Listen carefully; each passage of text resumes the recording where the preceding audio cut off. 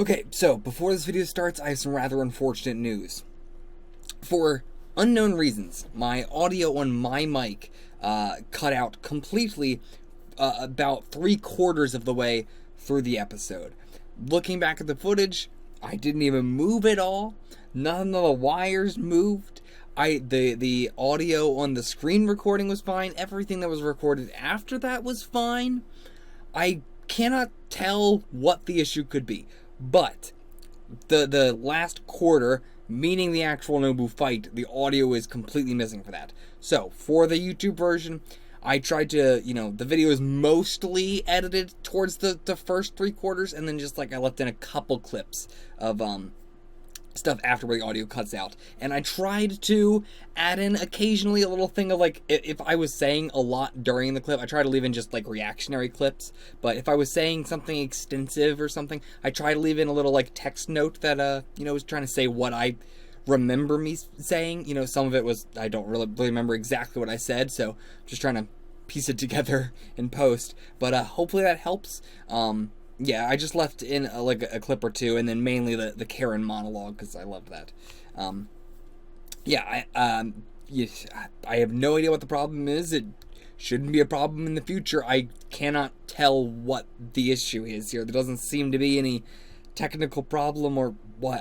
I don't know.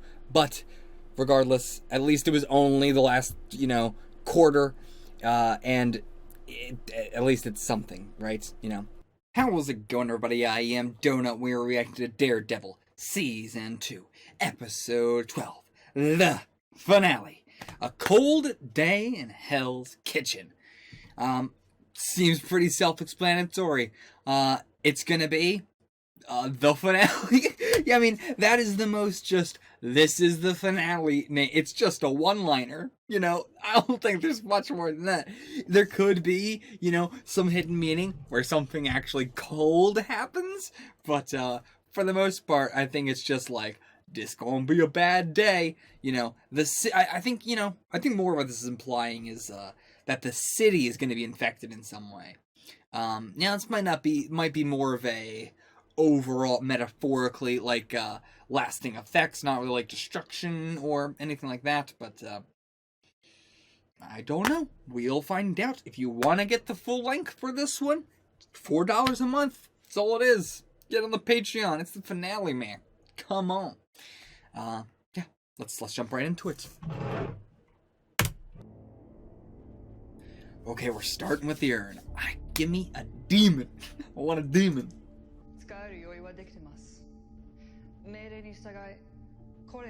I wish my subtitles didn't do this. They're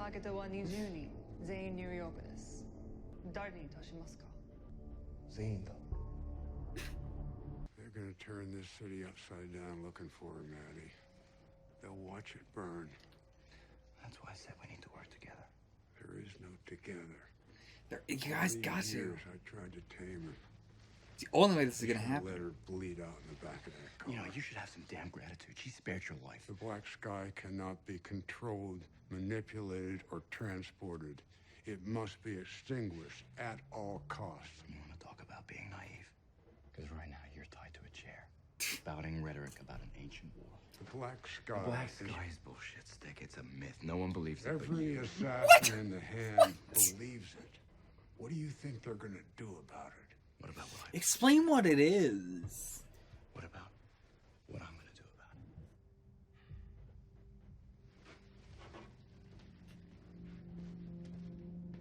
Consider the possibility that there's no such thing as a black sky. But it's mysticism, it's nonsense. I mean, you know what? I'll listen to Matt. Maybe it is. Maybe it's all a myth. Maybe. Stick says I have a gift. This special kind. The kind very few people have. Maybe he's lying. Or deserve. I know I got the same speech. Stick likes his fortune cookie wisdom, but that's all he needed because he was training children to fight a war. You can't deny it. Some of what the hand does defies explanation. Just because I don't understand something doesn't mean I'm ready to chalk it up as some fairy tale. It's a good point. It's got to be an explanation behind everything. It's not about what I'm willing to do. It's about what they are. Even in a cage, I'll be their full side all. Mm-hmm. They'll do terrible things in my name because they think the Black Sky will make them invincible. Well, they can't have you. You don't belong to anyone. And you may be smarter and stronger and more powerful than anyone they've ever met. But like I keep saying, they don't get to tell you who you are.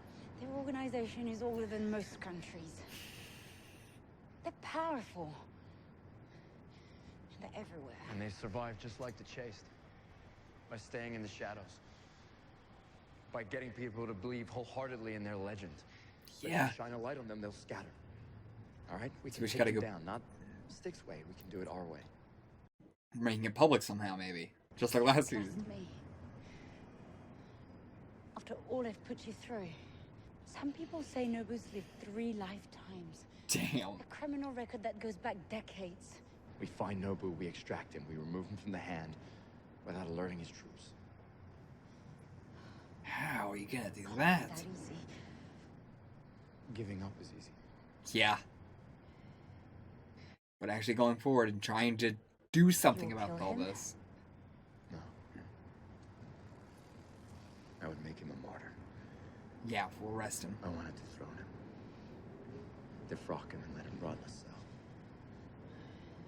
Show this cult of his that their holy man isn't anything but a guy. We'll have to find him fast. Yeah. And I say we get straight to the lion's den. Okay, jumping straight in. Okay. A long cold open, but all to, you know, get to our title sequence on the notes of working together again. And, you know, I still think she's got a lot of good ahead of her to do to make up for everything else, but, this is step 1. Our firm represents Hell's Kitchen's top clients. Yes! Of course, we're Yes! accepting I our mean, offer it was so for obvious it was going to be this, but I wasn't expecting to actually authors get and Hogarth. the opportunity to branch out and No, build fucking your hate her. own client base. Your former associate, Miss Marcy Stahl, recommends you very highly.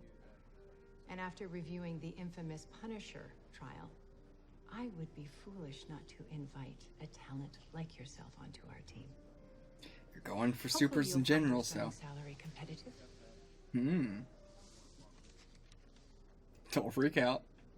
Don't That's freak out. Don't freak out. one way to describe it. It gets better. How does Hogarth, Chow, Benowitz, and Nelson sound? Wait! Like a mouthful. He's gonna be. Good Oh, he's bringing him on as a partner. If the past few months are any indication, my firm is going to need a very resourceful attorney. Someone like you, who's not afraid to take on riskier, non-traditional cases. Hell Cases yeah. involving vigilantes. Let's call them people Oh my with god. complexities. You have no idea. She might. Try me. Yeah. I wonder if she's been working on some other stuff besides just Jessica. Like, she might already have some other cases going on. But man, big implications with Foggy helping out with other stuff and other Netflix series even. Something I was definitely not... I was really not expecting the level of crossover between the Netflix shows that there's gonna be, assumingly. I don't know about this. Oh, what? Yes! Bonish can wear a I made suit! all this stuff to keep Betsy safe, not just give it away. You'll get it back, Melvin. Without a scratch. Promise. You say so. So, okay, I wonder if we're ever gonna see, like... Huh. I mean, it might be more like a thing like Fisk, where, it's just under her clothes, his wife's clothes, to keep her protected. Before I forget, Ooh. these are for you. Merry Christmas, huh? What is it? Billy Club. Like the comic is only like 1,000,000 times cooler. It's my own design. Special steel fiber composite kit. Damn near indestructible. Check it out. You can change the length. I was just talking about this in the discussion of last episode of I would love to see him change his fighting style on the level of getting the sticks for the first time. And you can use it as a grappling hook or close quarter combat. The nunchucks? Oh, Possibilities are endless here. Dude, it's so cool! Amazing. Well, then, I'm so excited! say anything. And the papers might not report. Some of us in Hell's Kitchen, we know who's really looking out for us. Nice.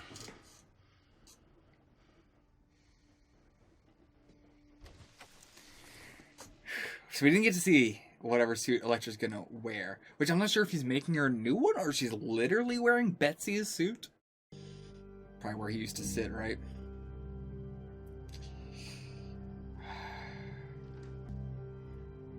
Can't even imagine the emotions I would have gone through you at that time.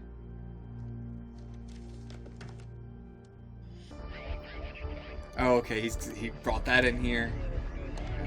Alright, Punisher station's being set up.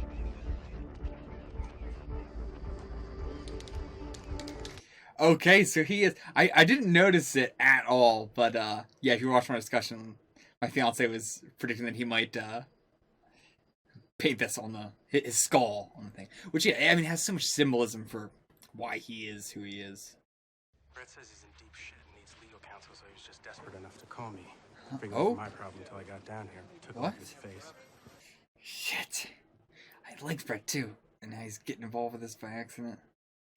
Not the first time some asshole roughs me up.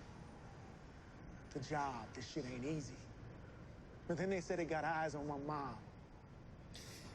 Said they were gonna kill her. Even put her on the phone. They wanted to know everyone you ever saved. Oh. So they can all connect it back to who's the guy. I assume so. Or I guess they might just be going after, you know, everyone he's ever saved to hold the hostage. Yeah.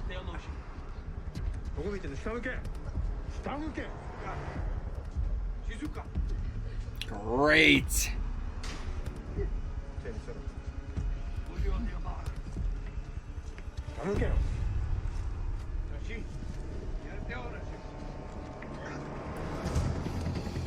Shit.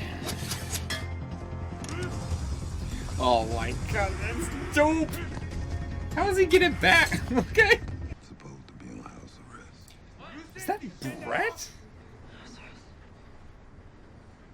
You being monitored? What are you, my PO? I'm trying to help here. Doesn't look like Brett.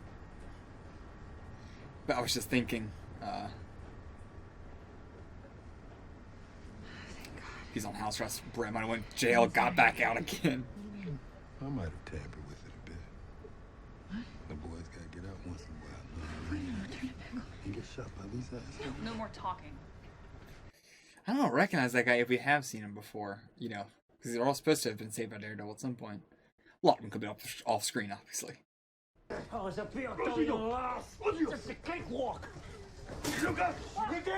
Jesus, this guy. 101. Coward. Coward. Hey, look. He doesn't know what he's saying, right? He's scared. Oh my. Not anymore. The next one to make a sound dies.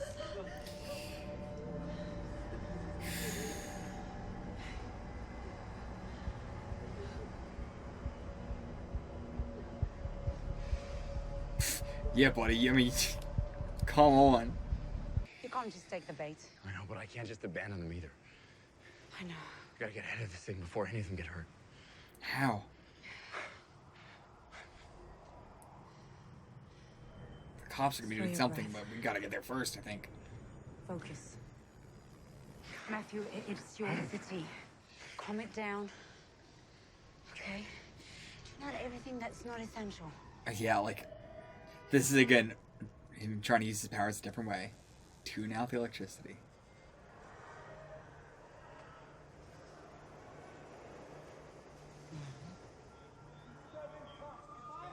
One at a time. Wow.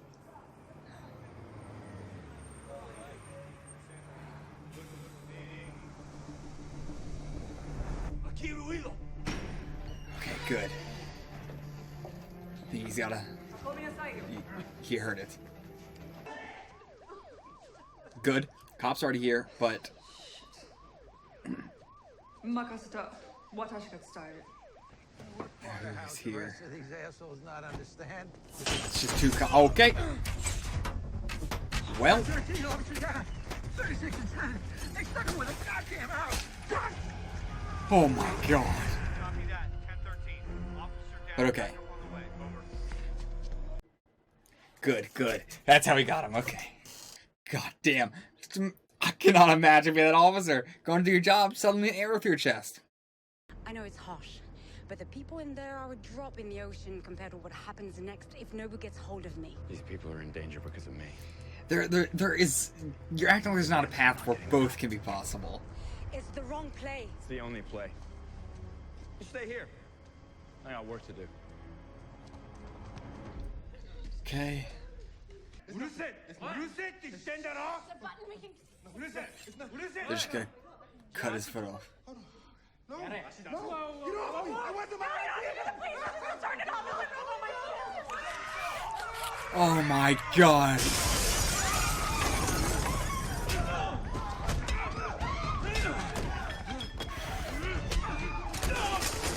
It's a good thing he came in here. It's a good thing he came in here.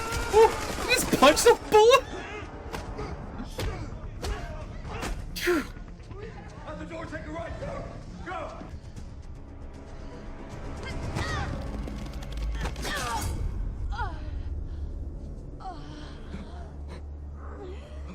This is not the end.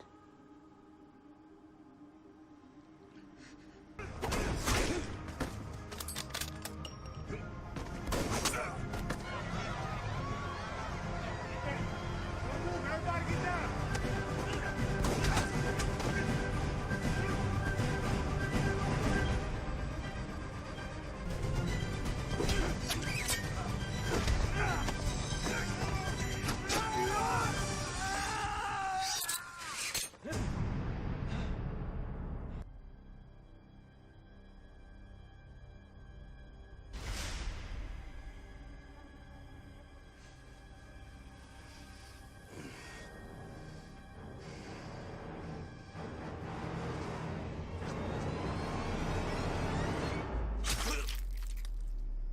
And this time, you piece of shit.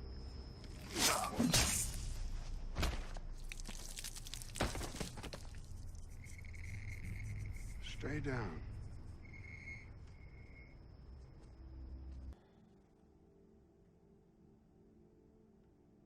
What is it to be a hero?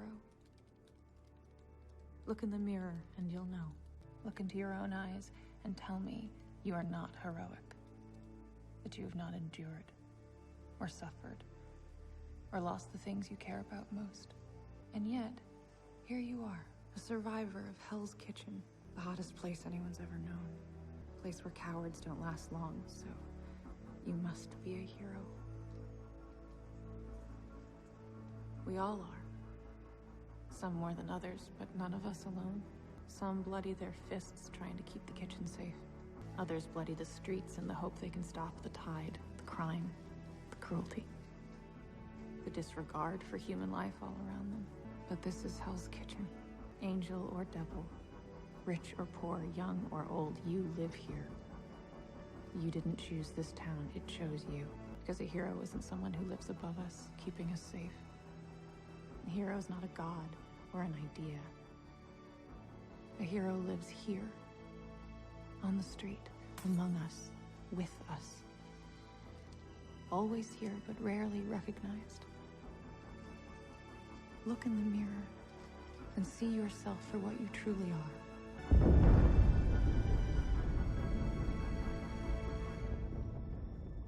You're a New Yorker.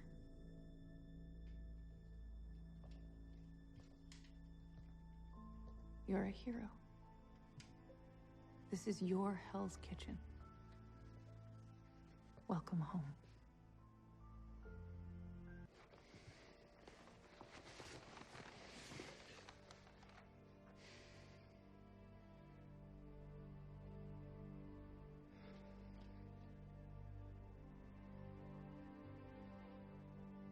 I'm Daredevil.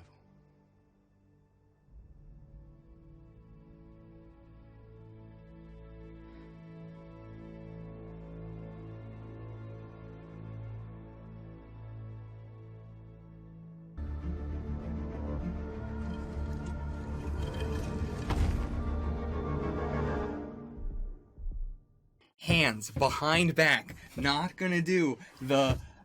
All right, starting the discussion. Not gonna do that. Okay. Hey, we're in the discussion now. Matt got a new weapon. He did. So, we predicted it for last time. I know, I want to do it so much. It's my classic move. I had to get my hands behind my back. So, we got it right. Matt got a new weapon. As I was saying, I really wanted him to increase his fighting style in some way that was as drastic as the sticks. And God, this feels so weird just the way it's touching my hands behind my back. But yeah, so now we got this is even a bigger upgrade just between the sticks to this than it was just getting the sticks for the first time. Yeah. If he would use it correctly, but we'll get to that in a second. Yeah, there's so many endless possibilities for this, but I think the main one is just he has range now. Yeah. Range without freeing himself of any weapon. Like, without, discarding his weapon. Yeah. Which I say because as soon as he gets this weapon, as soon as he gets in the fight, he busts through the window. I think he does it. He hits one guy with it and then immediately throws it across the room. Yep. Why? That's Matt's. And at least he then uses it for the rest of the fight with Nobu and stuff. But in that fight, he gets it and immediately doesn't use it. Felt so disrespectful. That's why it needs to be indestructible, so wherever he leaves it, it won't get damaged. He can pick it up eventually at some point. I gotta hope some kid don't find that on the street or something. This is gonna be hard to replace. But I've joked so much about, how he just tosses his canes all around the city, does not care about his canes in any way, but now he just gets a new weapon. Who needs this? I don't need it.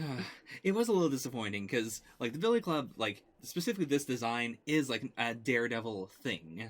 Okay. And I wasn't even thinking of that when we were talking about potential upgrades and stuff. I thought that I thought this was going to be a season 3 or this is the end of the series thing. Yeah.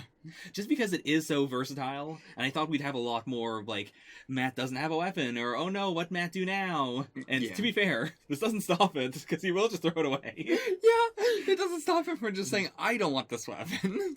But it is really cool and really versatile with a number of things he can do with it. Yeah.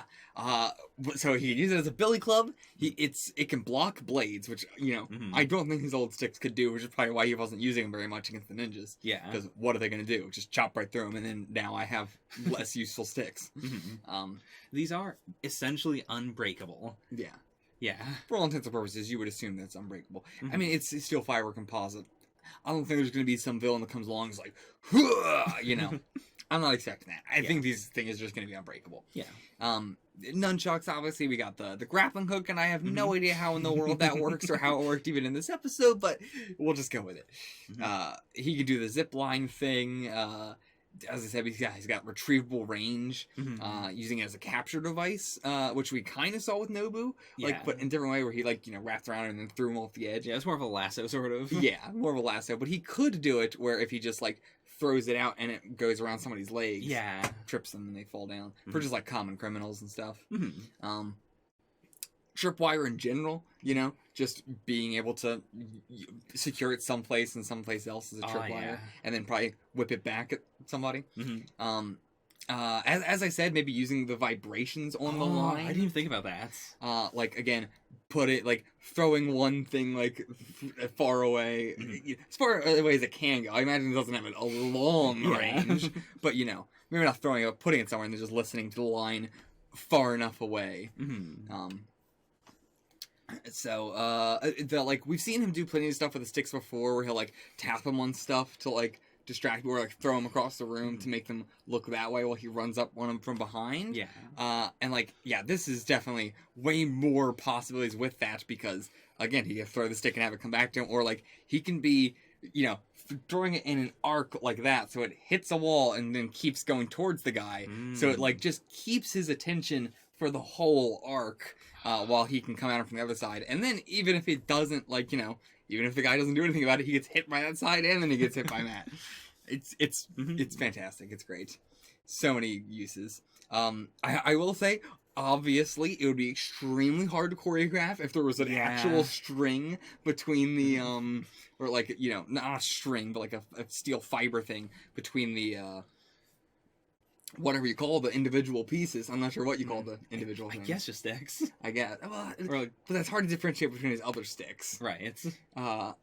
When he has it in the nunchucks, I can understand why when he's fighting with them separately, they don't try and act like there's even a fiber between it. They don't show it visually. None of the, like, the choreographedness implies that there's anything there at all. He does so much where he'll, you know, I mean, he can, like, twist them between his legs and shit and stuff, and it doesn't, or, like, blades are coming between, it doesn't matter, you know, but I get it, that's extremely hard to choreograph, so, duh.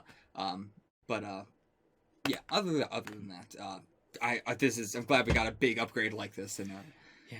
And I do hope in, like, the next time we see him that they do, like, work on the choreography, Yeah. Like, I think that it is something where, like, they could do really cool stuff with it. I think one-on-one you can, but I don't think in a group, it would be so insanely difficult to make a fight look good and have it be choreographed realistically. Right. I think if they were going to have it seem like the string is there in a scene where Matt is facing a group of people, the fight is just going to have to be not as interesting. I mean, I think... like, slower is what I mean. Yeah, I mean, I think they get away with doing some stick set pieces.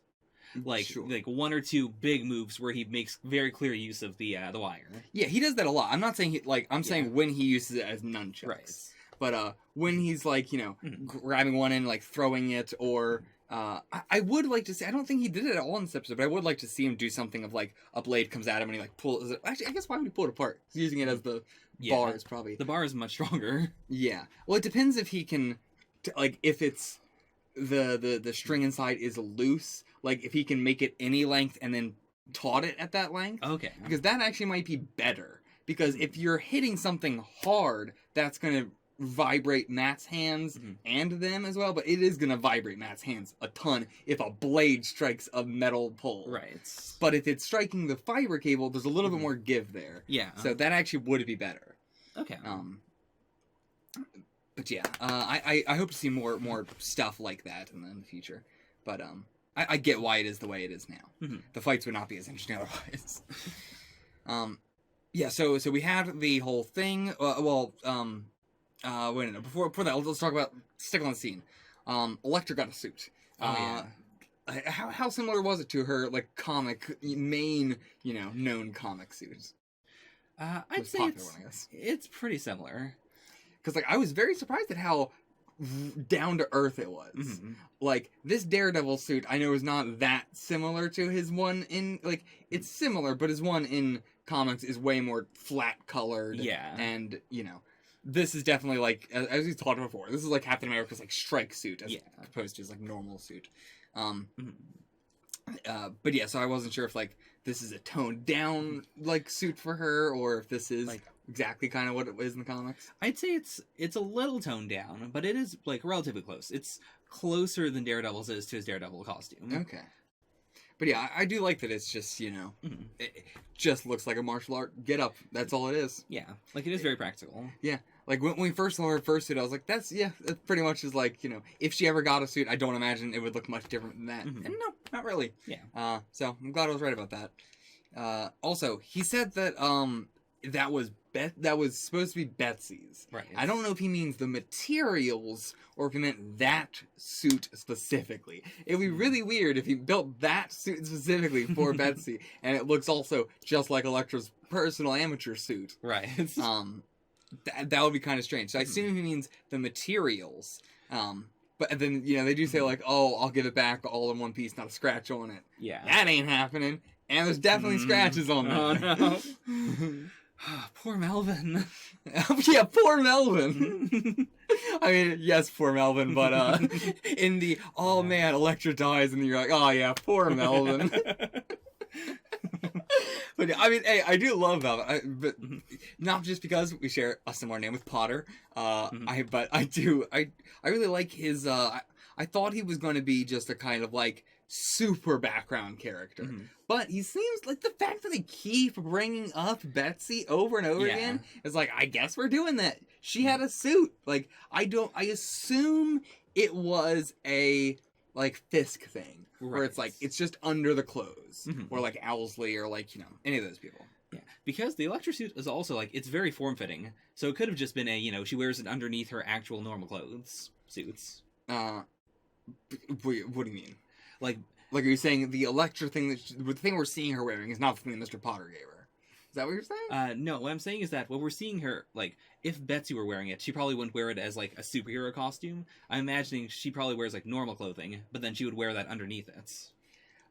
See, that's the thing. Even then, I don't think she was wearing this. It's so coincidental. I mean, yeah, like, I don't think it's going to be the exact design. But yeah, I do think she wears something under her normal clothes. Yeah. I guess what my main point is, I don't think it's a superhero situation with Betsy. Yeah. Like, I think it is just, she's a normal-ish person. Same. Yeah. Like, that's what I was starting to get to, but I was like, no, I think it is just for protection. Yeah. But that doesn't mean that we can't get something there. True. There could be something there. Mm-hmm. I mean, we've already had Betsy Ross, so it's not that. We've had Betty Ross. Is Betsy Ross a separate character? I don't even know how confusing that shit is in the comics. She's not separate in the comics, I believe. So, okay, Betty Ross is Betsy Ross. Yeah. It's just like a different nickname.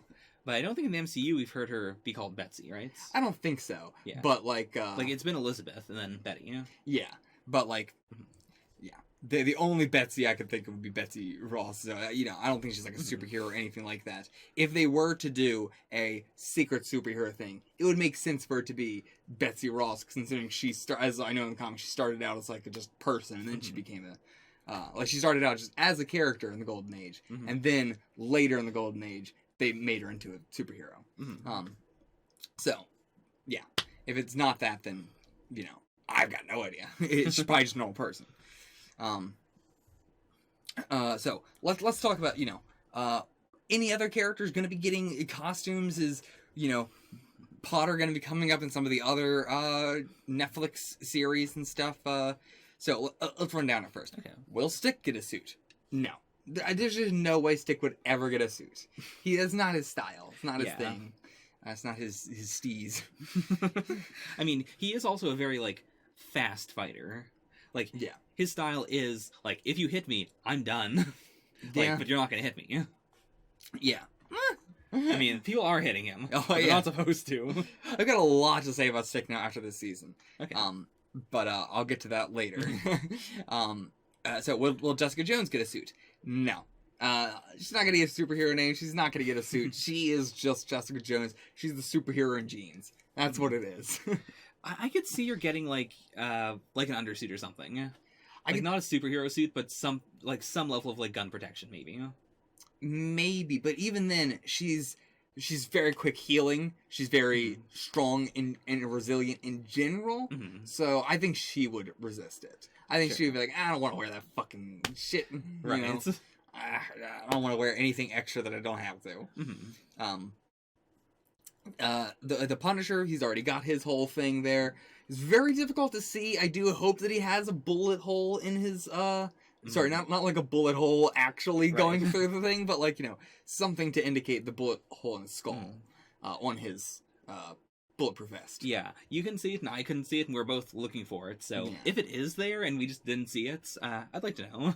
Yeah, but we didn't really get to see it up close. Yeah. So we see it like far away on a rooftop with a bunch of fog and everything. So yeah, I can't really tell if it's there, but I hope it is because I don't really get why he would do it otherwise. Right. Like the only thing I can think of why the bullet hole wouldn't be there is if he's trying to say like, I'm not like the bullet hole didn't affect me in any way. It's not a part of me. Which I don't know how I feel about, because it definitely is. It medically, scientifically is. So, yeah, I wouldn't know how I would feel about that, but I'll reserve any statement on that until we get a clarification in the Punisher. And I also want to say, I don't think Melvin would make anything for the Punisher.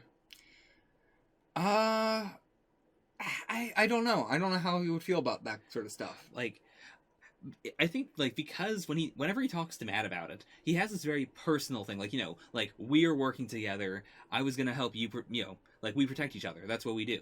Yeah. I don't know if he'd be able to extend that to Punisher. Like, does Punisher protect him? Does he want, does he have could he ever have a relationship like that with the Punisher?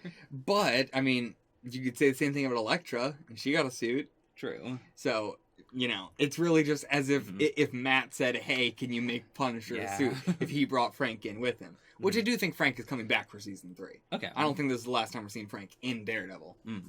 But yeah, so, I think there's a possibility there, and I'm saying no. Okay. Will Luke Cage? No, that would be the stupidest thing in the world. Why? You did have a very good idea of, like, a fake blood suit. Yeah. Which is genius. But, like, if Luke were to do that, I would imagine it'd be less of a suit and more of just he keeps a blood packet on him secretly somewhere. Yeah. So, someone, like, shoots him in the heart and he squishes it and goes, oh. He just reaches his pocket. Oh, I got shot in the heart. Oh, I'm bleeding. After. But also, like, again, I can't imagine Melvin being like, okay, I'm gonna make you a suit that makes you bleed, or makes fake blood. I could see Melvin saying, alright, check this cool shit out. They shoot you, you bleed. I'm not sure if he has the right mindsets to be like, yeah, that's a cool thing, though. I mean, no, I can see him saying it's cool. I don't know if he would do it for a friend. I mean, he does have some sort of... Yeah. Something going on. There's something going on. There's something going on in that brain of his. But, fine, I'm not going to rule out the bleedy suits. Yeah. That's what I was like. Melvin, I like because he is, he started out as being extremely retarded. It did feel like they were trying to be like, he was like Forrest Gump. Like, I felt like in season 1 where they were trying to be like, he was the simpleton idiot, a legitimate, legally retarded, character or something. But, like, it doesn't seem that way anymore. He just kind of seems like a bit... I don't even want to say slow. He doesn't even seem slow anymore. He just seems like a bit... I don't know what they were trying to imply in season 1. I can feel a little slow. Like, I think it might have just been that, because he was so stressed out about Fisk, having Betsy and not knowing Matt, like, I think he was supposed to be, like, really, really uncomfortable with the situation. Maybe, whereas, like, now he's finally loosened up a bit. I guess so. But yeah, it does feel a little bit weird to me how they've been like, I feel like he's gotten a lot less, right. I can see that. I don't know, whatever, of the season, but yeah. I do like him more now, though, honestly. I think he's got a nice balance of the two. Yeah, I definitely would like to see him make something for someone else, because he has this, like, fanboyish energy in him. Like, not a hero fanboy, but a suit-making fanboy. Yeah. Like, he likes doing the stuff. He seems like he might just be a little bit autistic or something. I can see that. And they just didn't know how to write that in season 1. What's the difference between autistic and retarded? I'm gonna pin it on autistic and also, like, very antisocial. Yeah, I guess so. I mean, he also is very, like, he's living in the city, but he does seem very, I don't know, I was gonna say he seems like more rural, more hickish, but I guess not that much. I guess it's more like, we've never seen him outside of the workshop. Yeah, I don't know. Like, yeah. I don't have much else to say about Melvin. I feel like we've been talking to him for a long time. Melvin's a mystery. Talking a lot about Melvin. So, while we're talking about suits, though, and everything, I gotta give extreme love, much bravos to the suit actors this season. Okay. They have been doing an incredible job. I don't know if we have gotten suit actors in the MCU up to this point. I think anytime you would not see the person's... Oh, sorry, anytime it's not like a stunt man, right? Suit actors and stuntmen are two very different things. Yeah, like, there's been a lot of stuntmen. Yeah, plenty. Yeah. And bravo to the stuntmen, absolutely. But suit acting is a entirely different thing, because it is acting and a stuntman in the same job. So, much love to the ninjas. The Matt Fights 50 guys was getting a bit... When we got the stairway fight, I was like, it was a cool fight. I liked it.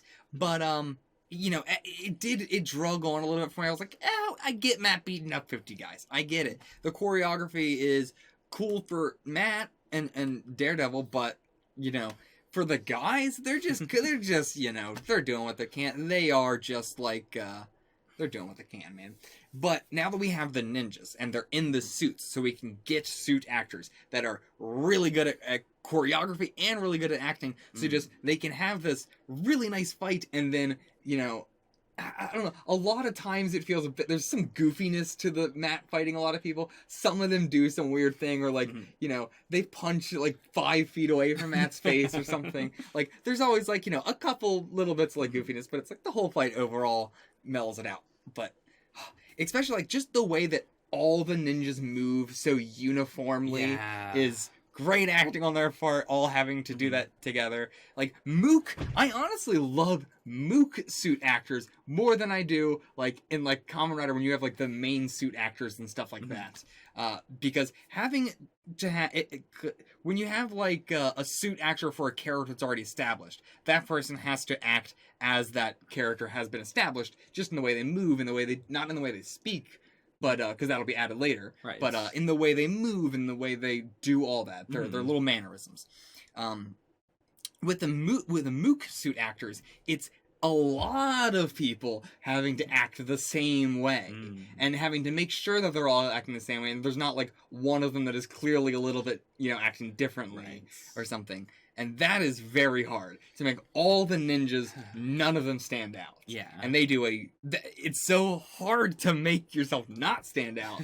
I just wanted to give them a lot of praise. The ninjas made this season. This season was so good, a lot because of the ninjas. the novelty of them, so good fights. All right. Of actual people, though, both Nobu and Young Elektra had like the best choreographed, you know, stuff. Like they were fantastic. By like when you can tell it was not a stunt, everyone knew it was them clearly. Right. Young Elektra, more than Young Elektra, goddamn that girl, she was the best choreographed. Like you could see her face doing the things. Yeah, she is very talented. Yeah, damn. And it really like I'm glad they got her because it really makes you It hypes up Elektra more as it hypes up Elektra and Matt more because Elektra is still very far below Matt, but Matt has not had like the amount of training that I guess actually, assumingly Elektra was still doing. I guess then Matt was also doing training by himself. Yeah, but like they were both found by Stick, you know, when they were kids. Stick presumably trained them for a similar-ish amount of time. Yeah, because I was thinking, like, you know, Elektra would have had more time to train, but not necessarily, because around the time when Stick left for both of them was probably about the same. Yeah. And Matt seemed a little bit younger, maybe, and I don't think that when Stick left him, Matt would have been able to take down the people that she was taking down. Right. So, I don't know, but, yeah, either way, I really liked seeing that. The Nobu fight this episode, not as good as the original Nobu fight, but I do think it was funner. Okay. I think the other one was a lot tenser. It was, you know, Matt's getting real fucked up here, and, you know, there was just a lot going on. It was the best fight in the series still, I think. But this fight with Nobu's coat and everything. Oh, yeah. Nobu's actor made such good use of the coat during the fight. Like, there was so many points where he would just, like, you know, hit it a little bit as he was doing something just to make it, like, flap in the wind and do this big thing. It did look a little bit, you know, a little bit goofy at times where he would, you know, like, clearly be messing with the cape to make it do something. I say cape, I mean jacket. But yeah. Like, you know, the longness of it. But, and so much, like, flippy stuff he was doing for no reason other than just for the cape to just look cool. Yeah. But it did look cool. And this fight was not better, but it was funner. And I do think that fits the character as well. Like, even the fact that he had the ninja stop, he went in after Daredevil, but he didn't say, like, you know, everyone stand around and watch me fight Daredevil and Elektra. Yeah. Like, he did allow them to come in, but he wanted Daredevil himself. Yeah. Like, there is this, like, sense of pride that I get from him every time he shows up. Oh, I loved Nobu. Yeah. I was gonna say love. Nope. Loved. Past tense. The head has been cut off. We didn't put it on a spike, but I'm still worried. I'm still a little bit worried. He might have gotten decapitated, but we didn't put it on a spike yet. It's not, you're never sure when you put it on a spike. I was, like, genuinely really surprised that Stick didn't do anything special to Nobu. I assume it is there's limits to the, you know, to reviving, to resurrection and all that. They can't, like, the body has to be there, right? And it has to be... I mean, he left the head and the body there, though. Like, yeah, but... I don't know how that would work, because, like, with Nobu's burns and everything, he burned for so long. I felt like he just burned on the surface level. But he's also... I don't know if we're supposed to just, like, go with that, like, whatever. Maybe it didn't burn him that much. Or if there is a healing factor to it. I don't know. Because if there is a healing factor to it, I am worried. Like, I took that scene as like, especially because he said, don't come back. I took that as you might come back, but I'm telling you, go, leave, don't. I took it as a Stick, like, that was it finishing. You know, Nobu is not going to come back anymore. But I was so worried just because, like, is there a healing factor? Is there not? It's hard to tell. Like, I was really expecting Stick to, like, kill him and then take the head with him or something. Yeah, same. Like, I was expecting him to do some, like, I'm making sure this motherfucker stays dead. But I do think in a medicines, he's gonna stay dead. Okay. I don't think they would bring him back again. That would be a weird, like, Nobu's back from the dead again.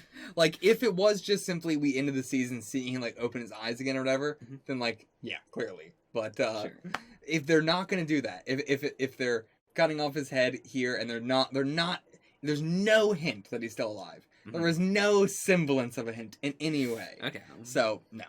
All right. They couldn't get away with it the third time. I think they know that if they wanted him to come back in season 3, they had to do some sort of hint here. Either way, so we where are we now? Let's talk about the whole bus thing. Yeah. All the guys here. I don't know why they thought Barrett was saved by Daredevil. Also, cannot believe that was Barrett. I did not notice. You didn't notice Barrett. As you said, also maybe Barrett was like on the case files or something, but like. I don't know. Here, they didn't go after everybody Daredevil's arrested. Here's a very shaky theory. So we know that Daredevil and Luke Cage intersects. Yeah. Is it possible that in Luke Cage we'll see something in between, like when we last saw Brett and now, where like Daredevil saves him? Maybe it'd be so fucking weird for Brett to come up in Luke Cage and then Daredevil save him in Luke Cage, and then Luke Cage is like, all right, back to the plot. That needed to happen. I don't know. I think this is just, we need Barrett here, and we don't have a good explanation as to why Barrett's going to be here. Yeah. But it took me so, like, I immediately was like, is that Barrett? No, it can't be. He looks so different. I'm just racist. But no, it is Barrett. I wasn't 100% sure until the end credits where it said, like, yeah, that was Barrett. And I'm like, okay, damn it. I was, like, I unconvinced myself. So I was like, throughout the whole thing, I'm like, yeah, okay, that's not Barrett. That's somebody else. But it made so much sense for it to be. That's why I kept being like, But yeah, because we've been doing the whole thing of Matt arrests him, he gets out, Matt arrests him, he gets out, blah, blah, blah. He is the poster child for the system not working. Yeah. On a smaller scale. Yeah. Like, the other thing that makes me think it's gotta be just, they took everyone that was mentioned in the case files, is the Marine. Right, the old guy. I did not see him at all.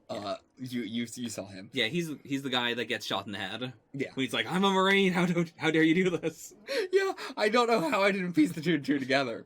I think it is just because that whole scene, I just kept like, even while it's happening, going, "Is that Barrett? Is that Barrett?" But like, Daredevil definitely did not save that guy. No, and yeah, I don't know why they would have in any way thought that they were connected. Like, how did they connect that in any way? I don't know. I don't get it. It's gotta be he filed the noise complaints. He filed noise complaints and I think it was the Daredevil. He saved me. I don't know. The only two people in that bus that were, you know, that we recognized, at least either of us recognized, had no connection to Daredevil, really. I mean, had no saving connection to Daredevil. Right. Had no public connection to Daredevil. I mean, I guess the third one is Claire. Or not Claire. You mean Karen? Karen. I was like, I said Claire there? Oh no, Claire was not there. It's also strange that Claire was not there. Yeah, actually. Well, I guess, again, I was going to say, well, they don't know that he's, like, safe or anything, but they seem to know they seem to know Daredevil was on the roof with this guy. So, I don't know. But yeah, Karen, sure, but, yeah. So, Brett now knows that Karen is connected with the Punisher and is... you know, and views him in a different light than everybody else. And he knows that she is connected to the Daredevil in some way. There's no way. The looks that he's been given this season, especially in here, when Karen walks out of the building, the only one not zip-tied, and tells him exactly what everything went down in there. Like... I mean, he does specifically, like, just bring her over to the side. He knows. He's like, you got information. But, like, I think even more specifically, he like, knows, I think, 100% Karen has a personal connection to the Punisher, and Karen is connected in some way to the Daredevil. Right. I don't think this is a bad thing. I'm not, like, worried or anything. I'm just saying this. Okay. You know, Brett is to be trusted. I like Brett. I don't have any, you know, negative thing to say about it. I'm excited. But... he definitely knows. Karen is not good. You know, at the end of this episode, I said, you know what? This is a better time to tell her now. She's not as stupid as season 1. But as I've been going back over this season, I've been thinking, nah, she's not as stupid in the way that she's not putting herself in extreme danger. Well,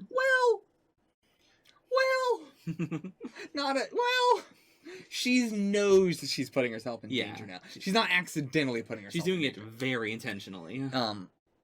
But she has been doing plenty of stupid things this season that, again, have caused bad consequences to other people. Like, last season, one of my favorite scenes with Karen last season was her going to the auction and her being like, you're gonna have to buy this shit now. And she's like, I don't have the money for this. And he's like, well, you fucked up. You gotta buy this shit now.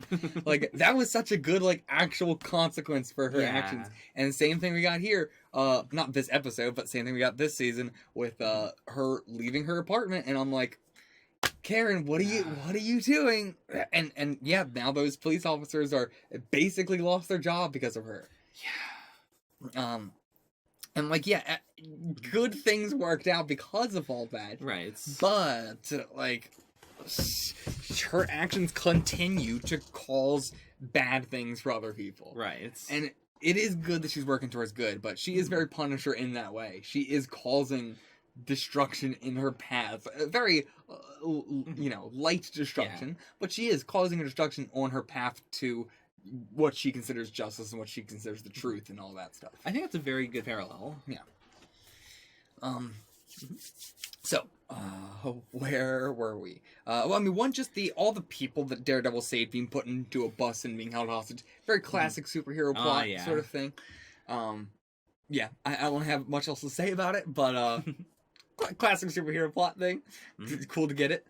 All right, what else do I have about this? We're really just talking about a lot of the ending stuff first, so might as well continue to do that.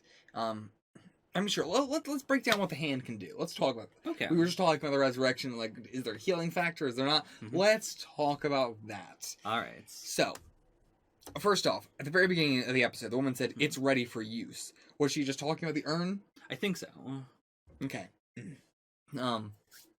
So, they can bring people back from the dead. We know that. That is not bullshit. That is true. They do die. Their bodies cease functioning, and then they can live again. Yeah. It is not magic. There is some sort of chemical science means in which they're doing this. But there is probably a reason that normal people would not want to do this. If this gets out in the public, they're not going to go, oh, let's just revive everybody. Right. Right? There's probably a thing there. A reason why not to. But, at the same time, it is replicable, and it is not that special.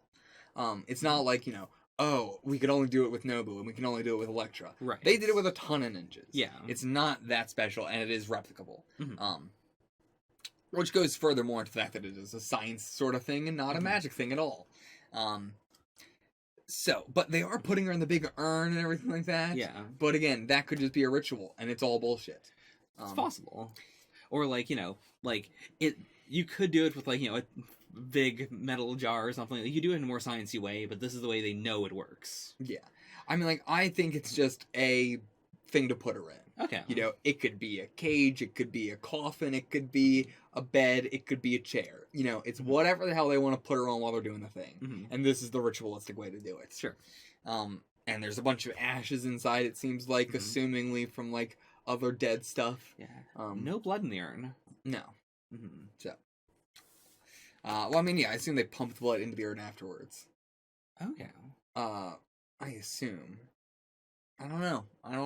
Because we know, we saw the big tubes coming in, out of the urn, in the urn. We know blood was moving one way or the other. But, it could have just been somebody already in there. The tubes going into the urn, into them. Oh, perhaps. Okay. That's what I was thinking. Or they just clean it after use. Maybe. When she said it's you don't ready want to for... get all your ninjas to have HIV. Okay, so when she said it's ready for use, what I thought they meant was, we finally got the maximum amount of blood in it. Okay. Which is why I was surprised when the urn was empty. No, maybe it was more like we're done cleaning it. Yeah. I think that's actually... We cleaned out all the blood. Yeah. We used up all the blood. It's ready for use. Yeah. So, all that said, however, I now, at the end of this season, am standing on, I do not think the black sky is real. Okay, explain. What does this mean? I think it's all... I agree with Matt. I think it's all bullshit. I think it's all a myth. I think it's all completely a hoax. That has been lost to time. Okay. I think they believe it fully. I don't think it's real at all. Okay. I think... it took me till this episode, but I am buying into what Matt says. Okay. Maybe it is all just bullshit.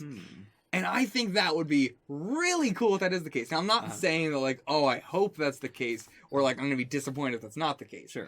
I'm kind of fine either way, but I do think it would be the coolest if Black Sky was not real, and it was just... Elektra is just some girl. Some normal-ass girl. Maybe she does have, some sort of inherent ability or something. It's not like, I was saying she shoots electric out of her fucking fingers in her neck. Sure. But she does have, something unique about her. Okay. But not in, a, Black Sky, way. Not in a, I don't think this is the case, but let's say, maybe she's just an human, as opposed to, the Black Sky, And I don't think the Black Sky is a thing. I don't think she's not the Black Sky, and there is a Black Sky. I'm saying there is no Black Sky. Okay. They've just always thought that she was the Black Sky, and the other people they think are Black Skies are similar sort of things. Okay. I'm sticking with it all bullshit. Alright. And I do think that's why my reaction to them saying that she was a Black Sky, it wasn't that big of a reaction. My reaction to them saying, Elektra is the Black Sky was just, is that true?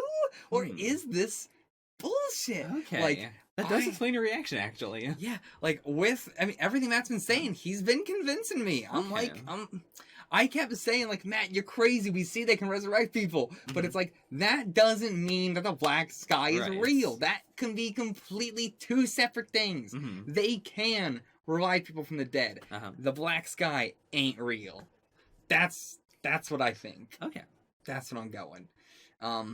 Also, the fact that this is a cult, this isn't a religion. They are worshipping a person or people. They are worshipping the Black Skies. Yeah. Makes me further believe that it is, just a lie from a long time ago that has been lost. Okay. And maybe, I think Nobu believes in it even. I don't think Nobu is lying. right? I don't think any of these guys are like, haha, they don't know that we actually don't believe in this or know that it's false. Okay. They all fully think this is real. Okay. I don't think anybody in the hand right now thinks that it's, or would know that it was a lie or anything. Okay. I believe that is lost to time. Same with, like, Stick, that's a more recent thing. So, of course, he would be believing in it, too, because he wasn't around for when it first happened. Right.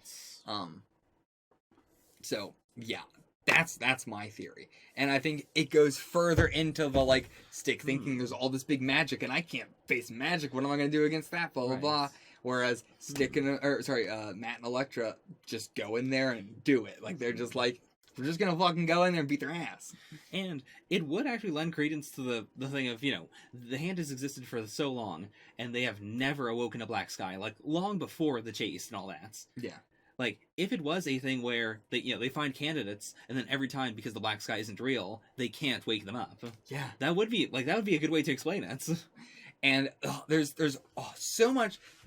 We'll get into it later when we're talking about the whole themes of the season and everything like that. But I loved, like, the themes this season about, like, all the season was so Rage Against the Machine. Okay. More so than anything else. Last season was trust the system. This season was Rage Against the Machine. The system is terrible. Fuck the system. Fuck justice. Fuck government. Fuck everything. And the hand ties so perfectly into all that. The rooftop scene with Elektra, again, tying into that, like, that scene is what really made me be like, the black sky isn't real. Okay.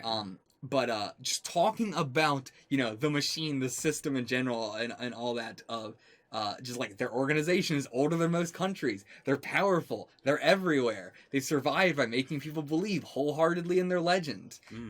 And, like, again, going into the themes of this season, them saying, we're not going to do it Stick's way, we're going to do it our way, which our way is just doing something about it. Yeah. And it feels like this season is almost promoting vigilantism against, like, corruption, which I'm pretty down for. It ain't like, go fight evil drug dealers. It's like, go punch the government in the face. But it's really, man, I love this season. I'm really glad. It so much of a, like, not like we rely on Daredevil to, help the system work or anything. It's everybody in New York must do their part to make sure that this is not happening. Right. And if the system fails, take it into your own hands in a very broad way. Yeah, it is everyone is heroes, but not in as long as you do your part in the system, you're a hero. It's it's the people who do go above and beyond. It is the Claires of the world who are the heroes. And again, it's a very broad, you could really turn, that's also saying that the Punishers of the world are the heroes. And right. That just taking it into your own hands is better than not. Right. Which is a very interesting statement. Like, whether good or bad. Yeah, it is a bold thing to say. Yeah, just take action. But yeah, so going back to the black sky and everything. All that scene on the rooftop really made me buy into that. Yeah, I think black sky not being real ties so much into bullshit system corruption and pointless stuff that people just go along with, but it's not there's no reality to the situation. Going along with that they don't know who you are. Right. That as well. They can't tell you who you are. Yeah. So much. It's I love that, because, as I said last episode, I have fully bought into the Stick is right, this is an eternal war. Yeah.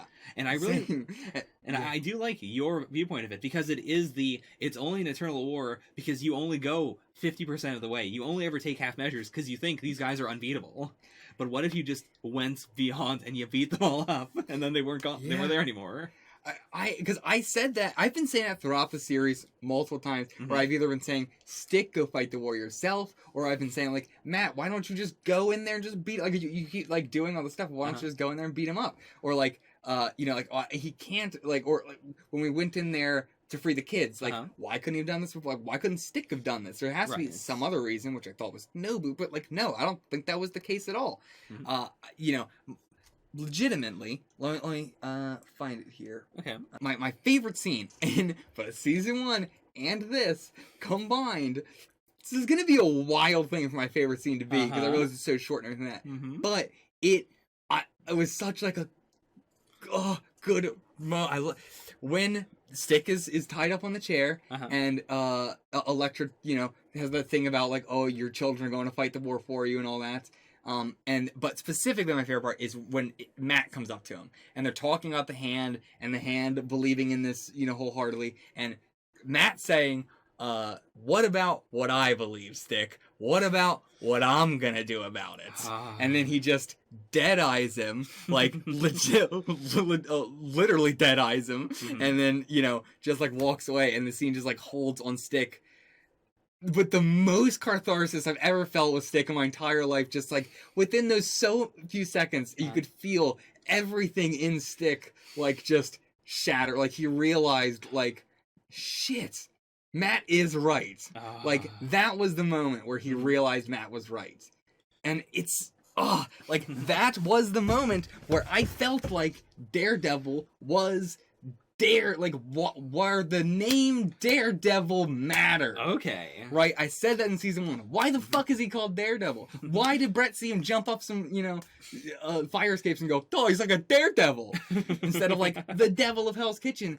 It makes more sense. Why did they change it to Daredevil? It doesn't make any sense in universe sense. I still stick with that. I don't think it makes any sense. Okay. But now, meta-wise, character-wise, he is Daredevil. He is the man without fear. He is the man who's saying, fuck you, Stick. I'm gonna go in there and I'm gonna kick their ass. Because I don't care about what they can do. I don't care about how dangerous they are. I don't care about what's gonna happen to me. I'm gonna go in there, I'm gonna take action, and I'm gonna do something.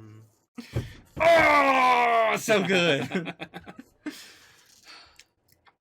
Favorite scene, all of Daredevil.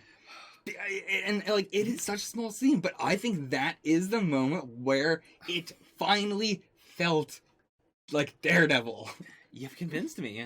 I see it.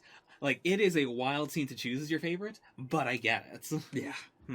I think it encapsulates both and I do think Stick might be my second favorite character in all of Daredevil. Really? I do think he's like surpassed Foggy even. Wow. I love Stick. Okay. I love him. Like, and this episode, you know, solidified it. If we didn't get this sort of stuff in this episode, I don't think Stick would have been able to be my second favorite. This is very entertaining and everything, but I'm very excited to see what they're going to do with him now. All right, okay, Nobu's dead. We talked about it a while ago, but let's. I didn't really say. I think Nobu dying is going to be a big catalyst for season 3. Okay. Because Nobu dying, not a good thing. I was very happy when he turned out to actually be alive. I was like, okay, good. So the police are going to arrest him and all that. And then Stick comes up and kills him, and it's like oh, yikes. That's the Stick way.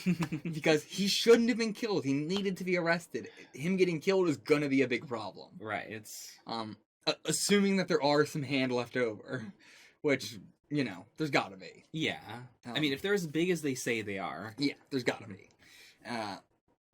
So yeah, I Nobu dying is going to be the martyr. He is going to be the martyr for them. And they've been implying a lot that Nobu is the leader of the hand in this. But I don't know why they have been, because it has been established already that Nobu, again, maybe he was lying to Fisk or something, but he said to Fisk, I am not the leader. There is someone I answer to. Now, I don't remember anyone besides Matt and Elektra saying that he's the leader. Maybe no. I thought the one, I thought either Nobu himself did, or the one, like, chubby Yakuza, not Yakuza, well, that was the hand, too. Yeah. It was weird, because he was like the middleman between the hand and the Yakuza. Yeah. Like, I do think Nobu was Chubby Man's boss. Right. And then I think Nobu may have been, like, the head of the New York operations. Sure, but yeah, I guess it was just Matt and Electra. Maybe I'm just thinking that. Maybe it was just them that said it. Because that would make sense if just they said it. And I do think, like, in the moment, them saying it raises the stakes for us as the audience, going like, okay, yeah, Nobu's the bad guy. Yeah. Gotta beat Nobu, then everything's gonna be good. But, as I said in my notes, a hand has 5 fingers. My brain blown. Like, I do think they could like, the writers could still have Nobu be dead, never bring him back, and still have, the hand be around as a powerful force in the series. Yeah.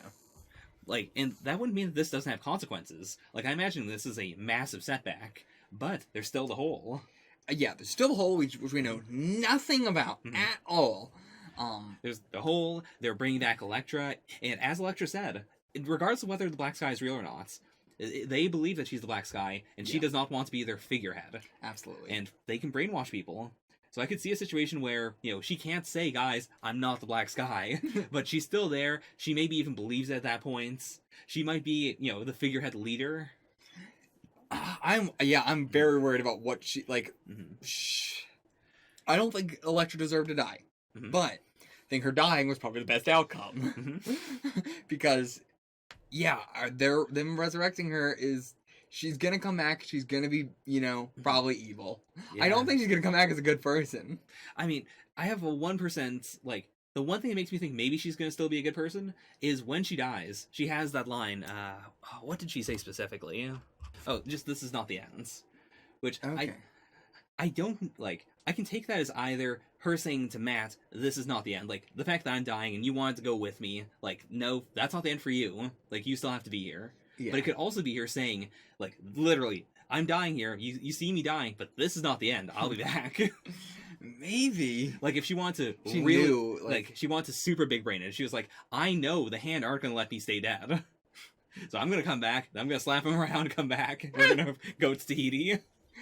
Maybe, but I think it's gonna be more of a thing of she's gonna be, like, brought back and then, like, put in a cage or something like that for a long period of time, and it's gonna, like, break her, I think. Yeah. Because, like, setting up how dangerous and lethal she is does mean that if she comes back as a villain or if they brainwashed her, she will be scary. Yeah. Or, like, Nobu does seem like he's the same, but we don't see a lot of him. So, they could do a big twisty of, actually, when you're brought back, you're not really the same, and someone is just kind of, like, possessing you, and someone was possessing Nobu and making him act like Nobu. They could pull the big twist with that, but I don't think so. But that is always a possibility. It is. Because we have the kids in the possession there, so we have stuff,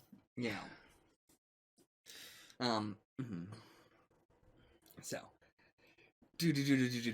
where else? Well, what else? I have so much notes, and we've just been bouncing around them that I don't know what we've talked about, what we haven't here.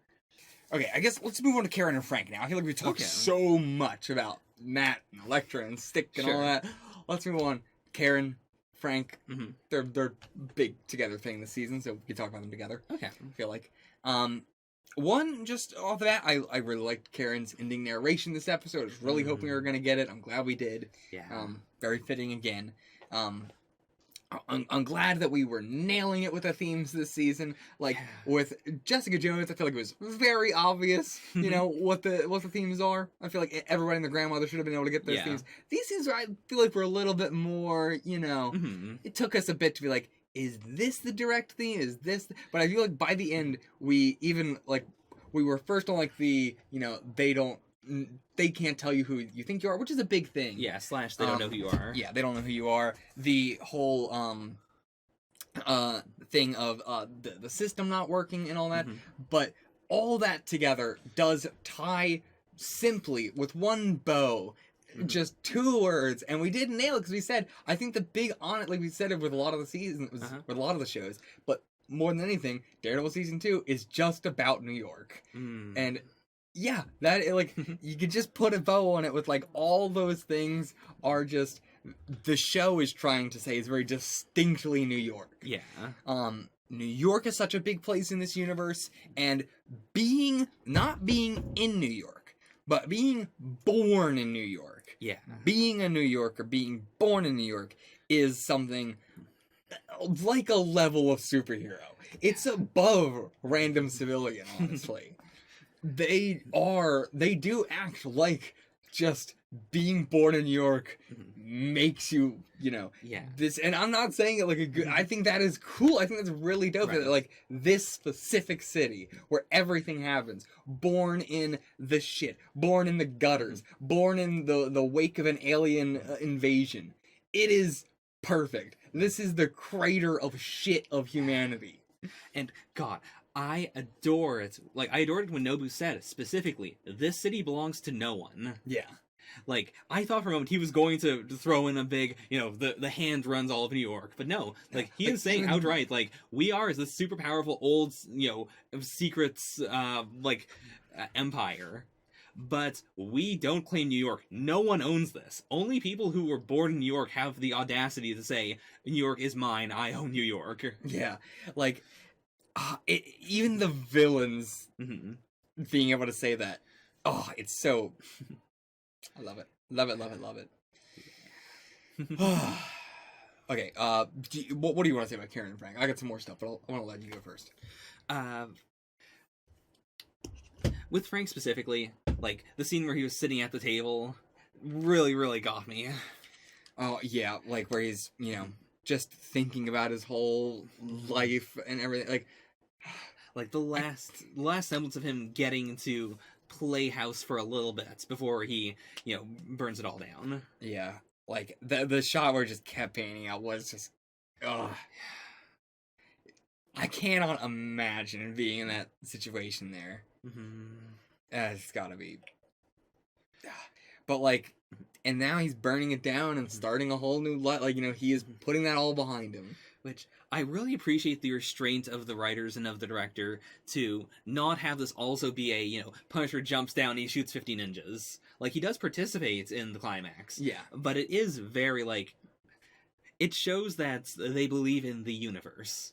That Frank got a big part of the season, and then the finale is him going like, all right, very, almost softly. Like, we already know he has all the stuff. It's just him, deciding that the skull is his outfits. He suits up. He does a little damage. And I do think that, much like how at the start of the season, we saw the status quo of Daredevil does something, Brett takes credit for it. Yeah. I think, because he was right there on the roof, I think Punisher's going to get the credit for everything involving taking down the Hands here. Wait, did they know the Punisher was there? I think so. I don't think anybody saw the Punisher was there. I don't know. I thought that was what it was supposed to imply. Because I thought this was also setting up that next season there's going to be... I mean, the public's main perception is going to be that the Daredevil kills people. Right, it's... So, yeah. I think... okay. That's what I'm expecting. I don't think they're going to think it's the Punisher there. I think they're going to think that Matt killed them. That Daredevil killed them. Okay. I'm guessing that it's going to be, because of the deaths, Daredevil doesn't want to take credit for it. Obviously, the police don't want to take credit for it. And it is going to be the Punisher is still out there. He broke out of prison. We haven't seen anything of him since, and there are unexplained deaths all around the city. Sure. Yeah, at the very least, I don't think that anybody saw him on the roof up there. Okay, fair. Because, I think there would have been a bigger thing of the Punisher is back. Right. I think they would have even just had a news thing on the background saying the Punisher is blah, blah, blah. But yeah. Well, okay, so yeah, Matt told Karen now. We already talked about whether that was a good idea or not now with level of stupidity. But all that aside, whether it's a good idea or not, how do you feel about her knowing now? I'm excited to see how they interact as people now. Yeah, just as Matt and as Karen. Yeah. We've talked about this a lot throughout the season of how, maybe the season is going to end with them being separate, but still being able to communicate as allies. Yeah. And I think this is the big step towards that. I don't think Karen's ever going to be in a relationship with him again. I can see that. I don't want it, though. I really don't want it. I do want it, actually. I didn't want it before. Now I do want it. Because I like Karen a lot more as a character now that she's got her own job and her own stuff going on. I still think she's very stupid in a lot of ways, but I think that's just a part of her character. Okay. That's fine. Some characters gotta be stupid. And I'm not saying that she's completely stupid or anything. I'm saying that in certain she continues to do a lot of stupid things. Okay. But she is, you know, we talked about before. She's insanely good. She picked up the lawyer shit like a, I don't give a metaphor, but Sure. like something. She's great at her job. But I don't want it to happen because right now I think Matt is the rebound pussy in this relationship.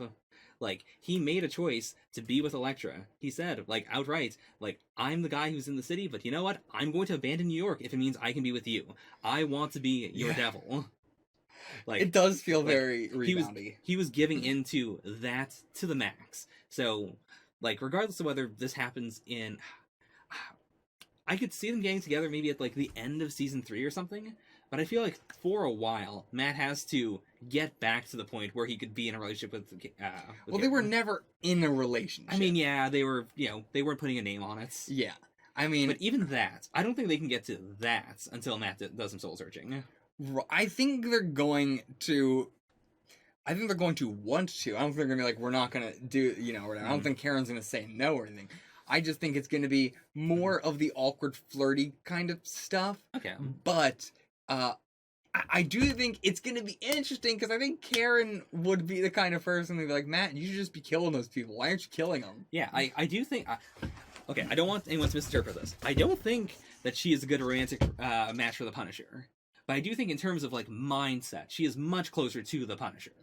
It did weird me out with the last episode with her telling Frank not to kill the blacksmith. Yeah. I got why she would say, you know, wait till we get the information and then kill. Like, you'll never know if you kill him. Yeah. I got all that. But, like, her being upset at Frank killing him, I don't get, because she was fine with him killing plenty of other people, and it's not like this guy had anything, you know. Why should he not die? I think it's because of, like, what we saw in the diner, where she's fine with the concept of killing. She thinks that, you know, some people need to be taken out. But when she's physically there, when she sees Frank especially, because she is so close to Frank, when she sees him do the violence, she doesn't want it to happen. I guess that is the thing. I think it was a situation of, like, A, I'm a reporter, we need this information. But B, also, I like you, Frank, as, you know, as Frank, I don't want you to do this. If you do this, you are, you know, like, you're taking some sort of step beyond. And Frank wanted to do that. Yeah. Like, there is a... I can see that. Like, there's a level where, like, you got Daredevil here on the Achilles scale, then you have Karen, like, I think 2 stages above him, and then 2 stages above her, you've got the Punisher. Yeah. Like, they're in completely different strata of, is it okay to kill? Yeah. It's very interesting to see where Matt is at the end of the season, where he's just like, you know, Punisher just kills 2 dudes, and then Matt just like, cool. Yeah. I mean... He basically gave a thumbs up. He was just like, yeah, cool, dope, thanks. I mean, first of all, he didn't do it in this episode, but he did the cross before when he was like, you know what, I'm gonna have to do it your way. But B, they're the hands. Yeah. It's fine. They're coming back. But even then... Or they're already dead. You keep saying that, but Matt still has a thing about not killing them. Yeah, I mean, I understand that. But I still have a thing about not killing them, because... most of them are children, I would assume. Mm-hmm. Well, no, never mind. That was the thing I was... I was assuming that there might be a thing of they're all children, but then we got the autopsy thing, where, like, both of them were, like, in their 30s. Yeah. So, it's probably a special case that there was, like, a kid there. Yeah. But, still... we don't know. They're wearing a mask, it's hard to tell how old they are. Mm-hmm. But, the way I see it, they already died once. It's a mulligan. Send them back. No. Send them back. But, so do you think Matt would have a different reaction if it was another criminal? I do. Like, not a low-level criminal, but, like, the kind that the Punisher kills. I think he would. Like, I do think a big part of it is the fact that he knows the hand can come back in some fashion. Like, he himself is still not going to kill them. I mean, Nobu, big exception. I mean, even then, he didn't kill Nobu, but he threw him off a building. Yeah. I guess, like, the difference to me is that every time someone has killed a hand around him, he's been like, God damn it! Like, he's been mad, he's been annoyed, Right. he's hated it every time. Yeah. This has been the only time where he has, you know, not only seemed to not be bothered by it, but seemed to, I don't want to say, I'm not saying like he was happy with it, like, he seemed, I guess, yeah, he just seemed fine. He was just like, yes, I am okay with this. I think he came to peace with it. He came to peace specifically in the conversation when he talked to Punisher and said, maybe we can do it once. And he said, no, we're not doing it once. But do you mean the hand? Because they were talking about the blacksmith. Right, I do think the hands. I do think if Punisher shows back up and he just, like, pops a guy in the head, Matt's still going to be mad. I think if he just showed back up and popped a dude in the head, Matt would be mad, yes. If it was, like, on the level like the Kitchen Irish or the Dogs of Hell or the Mexican Cartel, I think Matt would be like, yeah, that's it. That'd be his reaction. Just like, that's it. I don't think he would get any more than that. I think it might be like whatever, I think he would try and stop him in the moment, but if Frank kills somebody, I don't think he would be like damn it, Frank. I mean, again, he was willing to accept Elektra for who she is and go jet-setting around the world with her. Yeah, so that's what I'm saying. I think that he has changed his mindset a bit. Like, I don't think he is okay with killing, but I think if killing happens, he's not getting upset over it anymore. See, I guess what I'm saying is I agree with you. I agree that his mindset has changed, but I do think it was double. Like, I think there were two factors there with Punisher shooting the hands. That, like, in addition to being okay with seeing Punisher kill people, it's also they're the hands. Okay. Which is why he was so neutral about it. I mean, yeah, you could be right, but we have Foggy is now working with Hogarth, Chow, Benowitz, and Nelson. He is a partner on the name on the firm. Which, very smart idea, because, like, not only is he, the big guy who represented the Punisher and didn't win, but did a damn good job. Yeah. But also, Nelson Murdoch has so much good cred. And, I mean, there's no other way to say she doesn't.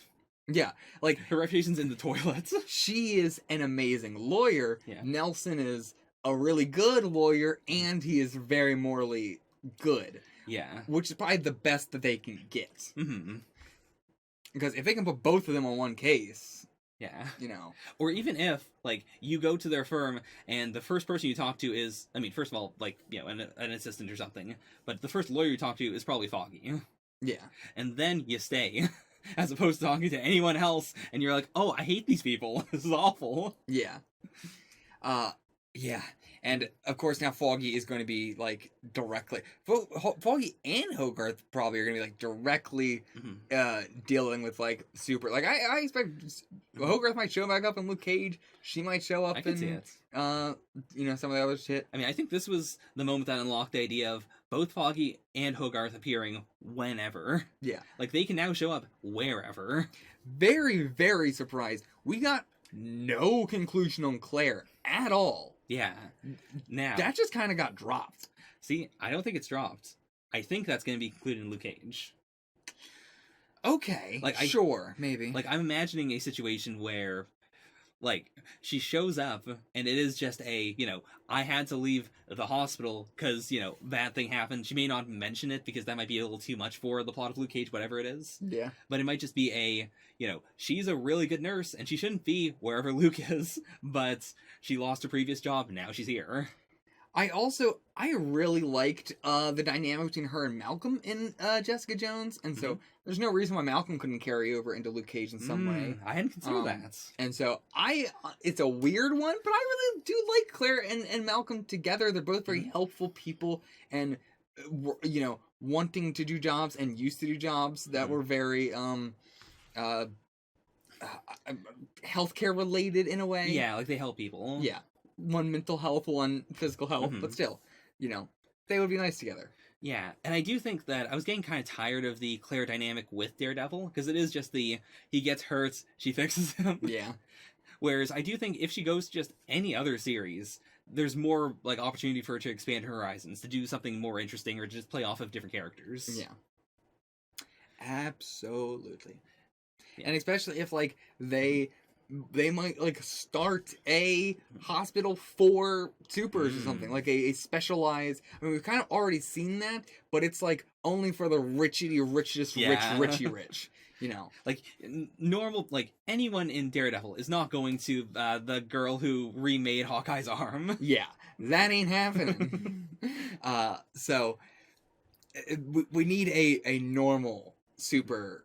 Yeah. But, like, I think that would only happen after Civil War. But by the time we get it, there's a long way away till Daredevil Season 3. Yeah. And again, I have no idea what Civil War is. But something's got to happen like that. And like, a hospital for supers does feel more weird than a, like, therapy for supers. Sure. I think it would be so dope if Malcolm ran, like, a therapy for supers sort of thing. That would be so cool. Yeah. They need it. I also just love the idea of Malcolm interacting with so many different supers and hearing so many different problems. Yeah. Like, yeah. I can't think of an AA pun for superheroes. Something anonymous. Maybe just Anonymous. That would be dope. Yeah. So, anything else you have to say about Foggy specific? I feel like I've talked. This was just like the confirmation that's happening, but I feel like I've already talked about everything I wanted to talk about that like last episode. So okay, I was very impressed with him. Like, even though we have like it's not quite the season of Foggy by the end of it. I mean, actually, even then, I'd say it's still season of Foggy. Like, other characters got a lot of focus, but it's still Foggy was a big standout guy here. Yeah, like even to the point where I'm pretty sure a few lines at times, like, Foggy either had to go right from his meeting with Hogarth, where he was being made a partner at a major firm, to immediately running over to help Bratz. Yeah. Or, like, he may have even had to have cut the conversation short to go help Bratz. Maybe, like, oh, sorry, I get a phone call here. Yeah. Which is a real bros before hoes moment. Yeah. Like, I'm getting the biggest, upgrade of my life, but Brett's in trouble, and I know Matt's not gonna go, so I'm gonna go save Bratz. Yeah, and if you want to talk about just who got the most character development throughout the entire season, I mean, that's Foggy. Yeah. I don't think Matt got as, like, everybody got a hell of a lot of character development this season, but Foggy, I think, got the biggest character development. And I was waiting for the shoe to drop. Like, we were so positive about Foggy that I thought, like, something bad was going to happen, or he was going to do something that was going to make us not like him, maybe. Yeah. And it never happened. No. It was just, Foggy is being underutilized. He is a awesome person, and alright, he got an awesome reward. There's no twist.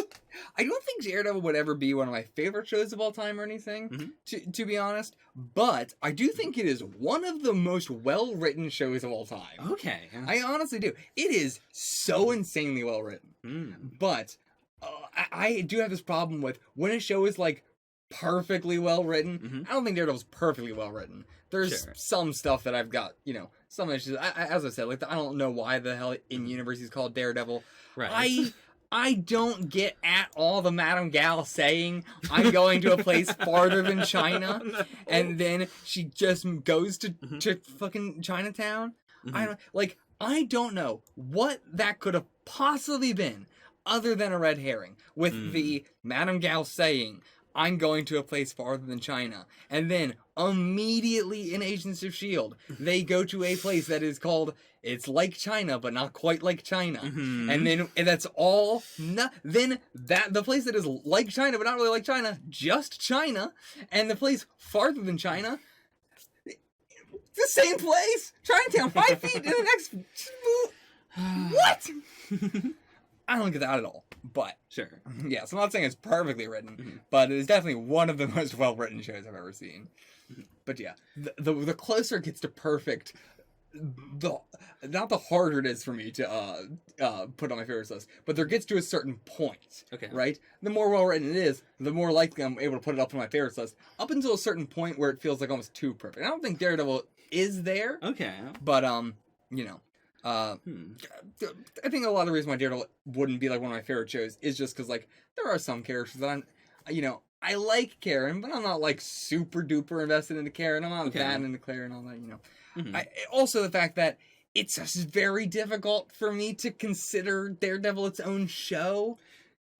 It's like, I mean, I guess that is the downside of it being a universe. Yeah. Like, one of the big positives of the Claire thing is I can't say whether that was a bad story arc or not, because I don't think it's over. Like, I do think there's a whole side of it we haven't seen, and then it's going to make more sense. But at the same time, as its own thing, as Daredevil Season 1, Daredevil Season 2, there are holes that are there because it's a universe. Absolutely. So it's hard. Like, I put Agents of S.H.I.E.L.D. on, like, saying it was one of my favorite shows of all time now. But that is, again, like, it's weird to say, because when I am saying that, I am kind of including all of the universe in there, too, but I'm not really... But, like, if it was just... If I had to rank Agents of S.H.I.E.L.D. by itself outside of the universe, imagining that that there was no big universe, it was just its own show, I mean, that would be very, very far down on my list of favorite shows. Extremely far down.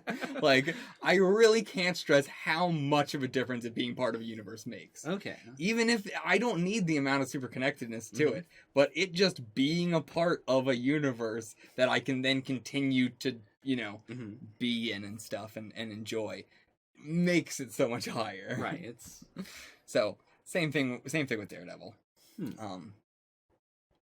Let's talk about season 3. All right. Well, yes. Before we talk about season 3. Okay. Yeah. Do you have anything else? Nothing we can't really talk about, like, in the season 3 talk. But I did want to say specifically that if I ask you any questions about the characters, I'm saying it like a bit about season 3, and if you have anything where you think specifically it's going to be in season 3, feel free. Okay. But I'm also opening up the possibility of seeing every one of these characters in something that isn't season 3, because there is a long stretch. And of chronological, like the order I'm watching it in. Hopefully, I can remember to put it in the description. I got to start putting the description in every video. Yeah. But it's a mix of chronological and release order and all that. But yeah, there's quite a bit we got to get through for season 3. And like a lot in the MCU, and then also a lot of specifically Netflix stuff. Yeah. So either way you want to look at it, a lot is going to happen. And I do think there's a place for all these characters to be doing stuff there. I mean, if they don't, it's fine. But I do think, like, you know, any predictions could be fulfilled in any other series, but also season 3 maybe. Yeah, okay. So I think that's fair. Yeah, okay. Okay, so we're just gonna start off with what I think is gonna be season 3 then. Okay. I think, first off, Fisk, do I think he's gonna be the main season 3? No, I think it'll still be the Hand. Okay. I still think the Hand is gonna be the main villain of season 3. Okay. And Fisk is gonna be, I don't know if I think he's gonna be in the beginning or the end. Like, I don't think, I'm not sure if he'd be, I guess if I'm saying the Hand is going to be the main villain, then I guess I'm saying Fisk is going to be back in the beginning of the season and get dealt with halfway through, and then the Hand, because then it would be, Fisk is all of season 1, the first half of season 2, and the first half of season 3. We touch on Fisk throughout each season, but he's not like the main thing. Sure. I think Matt and Frank are teaming back up for season 3. Frank's gonna kill Kingpin. Still betting on that. Okay. I think Frank is absolutely coming back for season 3. Even if it's just like a cameo to kill the Punisher or something for like to kill Kingpin for one episode. But I do think he's actually gonna be back in a bigger way for season 3. Okay. Or about as much focus as he had this season, at least. But yeah, I do think that he's coming back for season 3, and I think his whole storyline is gonna be wrapped up in season 3, as opposed to in Punisher, which I believe he doesn't have another Punisher after. Or is there a season 2 of Punisher? There's a season 2 of Punisher. Okay, then never mind. I guess it probably will get wrapped up in Punisher then. Okay. But I do think he's gonna pop back up in season 3 of Daredevil. Okay. Yeah, that's my predictions for season 3. That's all of them? I mean, in terms of like what the conflict is going to be, I think it's going to be Matt and Frank team up. They take out Kingpin in the beginning. Then Matt and Stick take out the Hand completely. Okay. Foggy is obviously going to be targeted by Fisk. I already gave my predictions of what I think is happening to Elektra. She's going to be resurrected, kept in a cage or something like that. They're going to sort of like break her, and I think she's going to be, evil. You know what I mean? Right. We talked about it. I think it's going to be a little bit of possession, a little bit of her own whateverness. Okay. I think Foggy's going to continue to help out other supers and stuff. I think most of my... I guess I've given a broad, like, what I think is going to happen in the future, not really Like, it's hard to say what's directly going to happen in season 3. What do I think Matt is going to do next? What is next? Let me look at this list. Sure. I don't think he's going to appear in Luke Cage in any way. Okay. I think, I guess, I don't know how the Defenders is going to start. It really depends on how Luke Cage ends. Or I guess it really depends on what the hell Iron Fist is. Who Iron Fist is, what it is, I don't know. I guess I'm going to say Matt's going to show up in Iron Fist. Okay. And Jessica Jones is going to show up in Iron Fist. Like, I think a lot of them are going to show up in the end. Maybe, like, the last episode of Iron Fist is going to be a sort of hint lead in towards the Defenders. Also, did we see the Alias Investigations thing the entire time? Am I crazy? Or is that, like, a big reveal? Wait. At the end of the season, when we find out that their office is, like, right across from Alias Investigations, which means that has to be a new office. Oh, right. I don't think we've seen that up until now. I didn't think so, Yeah. but like, I mean, considering how trashed Jessica's office has been for the last while, like, Yeah. I get why she would want to move. yeah. But that's why it was confusing me at first. 'Cause I was like, oh shit, Foggy is, right next to her or whatever. I was like, no, that's their old office. Yeah. Okay, so the new Alias Investigations office is next to this office, but it is their old office. They're not using it anymore. Right. So why? I mean, as Foggy said, like, a few episodes ago, like, he's clearing out, he's not paying, the electricity or anything, but, like, potentially Matt could still own the office. So, like, if he wants to make it, like, a Daredevil cave or something. Okay, sure, yeah. Like, I could see it just as a reason to have them meet up at some point. Yeah. He's going to have to be paying that bill himself then. Yeah, which, I mean, not sure how. Because Matt didn't even seem to understand how. When Foggy was like, pay the electric bill this month, and Matt was like, well, how am I going to pay it after that? I was like, with your own money. With the money that you have that you would pay a bill with, Matt. Do you not know how bills work? I don't know who's going to be giving... I don't think he said, how am I going to pay? I think he said, right. Like, what am I going to do after that? Yeah. Yeah. And I was like, pay for it? What do you mean? But I'm not sure how much, like, business and Murdoch is going to get. Like, Jest and Murdoch. because it's going to be just Matt, and he's not good at being around as a lawyer. He's good at being a lawyer. But in terms of just being there, like, I think that's one reason why he wanted to just start jet-setting with Elektra. Because then he wouldn't have the responsibility of doing something else or paying some bills because she's rich. Yeah. Because, like, even when he was going through lawyer school, it really seems like he was, he would have been completely, like, not that he would, like, I don't know. It is interesting because he is the one that brought up the whole idea. Right. But at the same time, throughout their lawyer school and stuff like that, he does seem to be the, I mean, we brought it up in Electra's flashback too. He's the guy who doesn't fit in. Yeah. Right? And it felt like the same in their school. Mm-hmm. But yeah, I'm not sure what to make of that. Like, I think a big part of the relationship was Foggy puts in, like, twice the effort, or 1.5 times the efforts, because Matt is there saying, you can do it. Whereas now Foggy can tell himself, I can do it. Yeah. Or he can hire someone to tell him, hey, Foggy, you can do it. Well, no, I mean this was the big season of self-improvement for Foggy. I do genuinely believe that this, like, I don't think Foggy needs anyone to say, you can do it now. Yeah. He's got it. He believes in himself. Yeah. It leaves Matt in a weird position. Yeah. I loved the line of Matt saying, oh, good work, Foggy. And I'm saying, it's what I do.